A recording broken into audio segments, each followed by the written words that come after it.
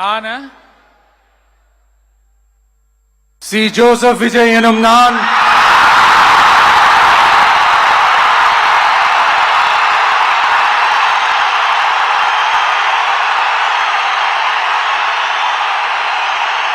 சட்டப்படி அமைக்கப்பெற்ற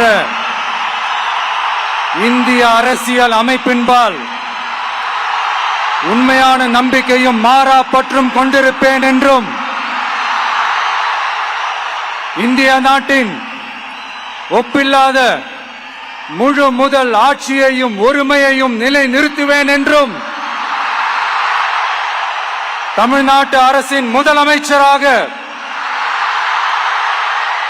உண்மையாகவும் உளச்சான்றின்படியும் என் கடமைகளை நிறைவேற்றுவேன் என்றும் அரசியல் அமைப்பிற்கும் சட்டத்திற்கும் இணங்க அச்சமும் ஒருதலை சார்பும் இன்றி விருப்பு வெறுப்பை விலக்கி பலதரப்பட்ட மக்கள் அனைவருக்கும் நேர்மையானதை செய்வேன் என்றும் ஆண்டவன் மீது ஆணையிட்டு உறுதிமொழிகிறேன்.